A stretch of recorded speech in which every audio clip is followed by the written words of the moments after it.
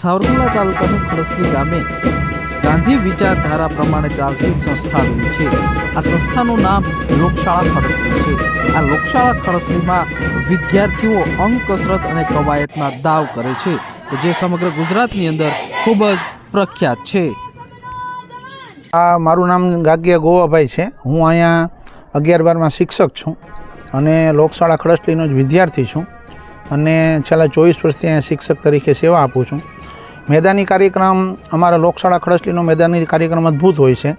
એમાં લાઠી, લેઝિંગ, pyramid, dumbbells, single બાર, double બાર, મલખમ, એ સિવાય દીવડી, balancing, પછી ફ્લોર એક્સરસાઇઝ, આ બધું ખૂબ સારું હોય છે। અને લેઝિમમાં અને લાઠીમાં અને ડમ્બેલ્સમાં અમે રાજ્ય કક્ષાએ પણ પ્રથમ નંબર લાવેલા છીએ અને અમારો કાર્યક્રમ બધો છે એ ખૂબ સારો હોય છે અને જોવાલાયક હોય છે અને મોટા પાયે વાલીઓ, આજુબાજુના ગામના આગેવાનો અને બધા લોકો જોવા આવે છે અને એ જોઈને ખૂબ આનંદિત થાય છે।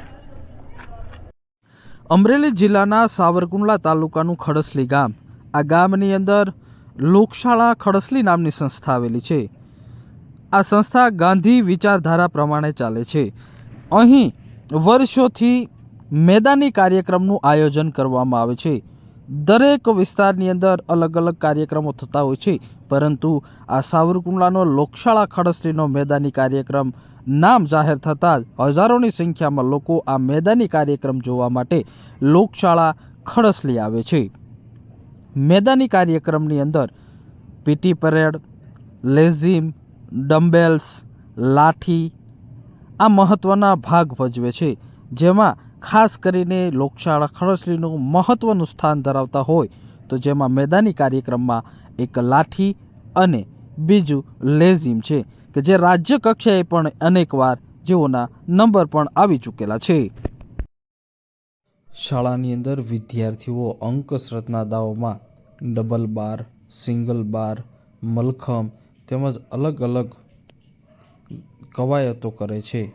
સાથે જ અહીંયા મોટી સંખ્યામાં વિદ્યાર્થીઓને જ્ઞાન સાથે ગમત પણ શીખવવામાં આવે છે અને સાથે રમતગમતની અંદર પણ લોકશાળા ખડસલીના વિદ્યાર્થીઓ ખૂબ જ ઉત્તીર્ણ થાય છે અને જિલ્લા કક્ષાએ તેમજ રાજ્ય કક્ષાએ અનોખી સિદ્ધિ મેળવતા હોય છે।